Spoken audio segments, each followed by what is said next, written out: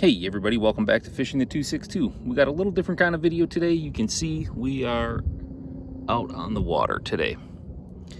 Now, this video is going to be a tutorial, but it's for beginners. I want to make that abundantly clear. This is what I would call Livescope for dummies.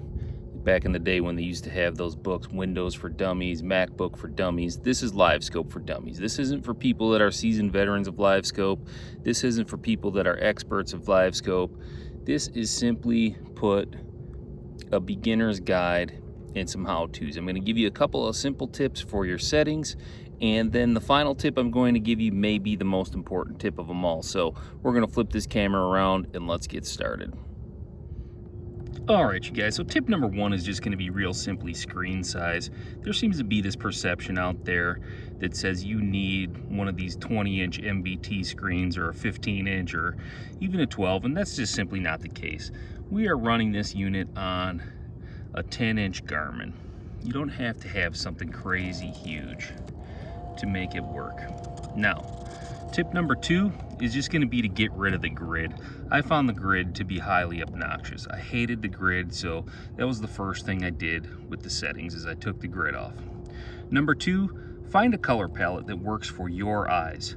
I like amber and I also like the green quite well. I like the amber because when I'm scanning weed edges like this over here, you can kind of see the fish in and amongst the weeds a little better in the amber in my opinion. But green is a great color palette too, but again, find one that works for your eyes. Now, when it comes to depth, turn it to manual. Resist the temptation to use auto depth, because if you use auto depth, the screen's gonna bounce around on you a whole bunch and it's gonna become highly annoying. As far as gain, that's a really important function too. And we'll mess with the gain just a little bit and you'll kind of see how hot this looks when we get it up. I keep it right around 60 to 65%, but see how much clutter we've gotten in the screen when we fire that gain way up? That's just too hot. We don't want that much background noise. So we're gonna dial that back down to about 65. There's 64, 63, 62, and you can see we've really cleaned up a lot of the clutter off of that screen. The other thing is your depth range.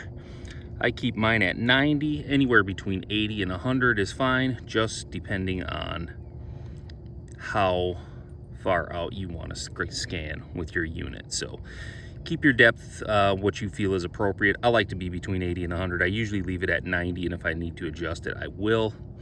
And then the other setting we need is the color gain. Let's see if we can find that one.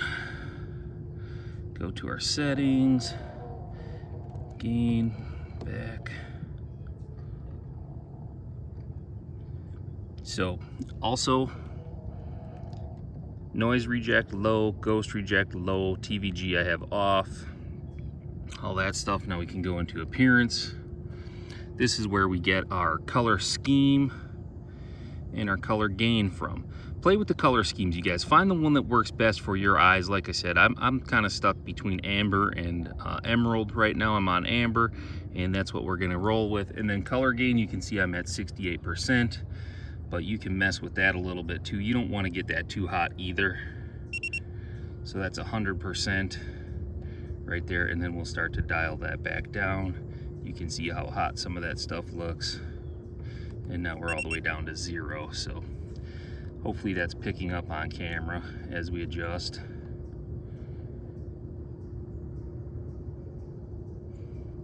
We're gonna run the color gain right around 60% also. Okay, so those are just the basic settings, you guys. There's nothing super complex about this. I get a lot of questions about this stuff all the time. And to be clear, I'm a new to Livescope user.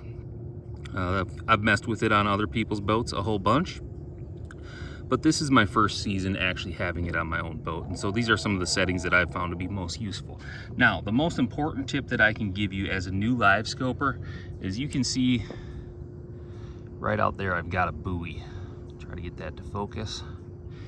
And now I'm going to turn my transducer, and right there is that buoy chain. try to find yourself a buoy or something similar like this that's a very defined stationary object. And the reason this is so important, you guys, is when you're actively scoping fish, you are going to need to know how far you're casting. And I've been fishing for years and years and years, and I think that I'm a pretty decent caster, but the Livescope tells all. So oftentimes I thought I was making maybe a 40-foot cast, and I'd be making a 50 to 60-foot cast. So find yourself a buoy, get locked in on it, and practice casting to it at different distances, just so that when you're out there actively scoping fish, you can have a better sense of how far you're actually casting. We're losing our chain there. There it is again, coming in real strong. As we turn away, we'll lose that, and we're gonna go out into the abyss there, and there's our chain again. So find a nice stationary. Those might actually be some fish. I might set you guys down and make a few casts at those before I finish up this video, but find a stationary target, you guys, something that you can throw at. And I apologize for that sun glare on the back, but I have the boat in spot lock right now just so I could kind of run the camera and talk about this at the same time. So find a stationary object like a buoy like that and practice casting to that buoy at different distances. I think that's the #1 tip, you guys. Become very efficient at making casts that are the right distance to catch the fish that you're targeting. So like I said, those are some of the basics, you guys.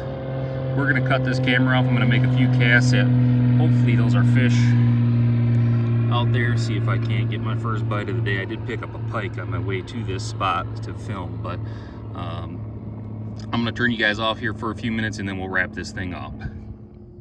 All right, you guys, there you have it. Unfortunately, I couldn't get those fish to commit. We didn't get those in the boat, but I wanted to give you guys a little quick on the water look at some beginner tips, Livescope 101 or Livescope for dummies, if you will. I hope you found the information useful. If you did, smash that thumbs up button. We'll catch you guys on the next video. Tight lines, everybody.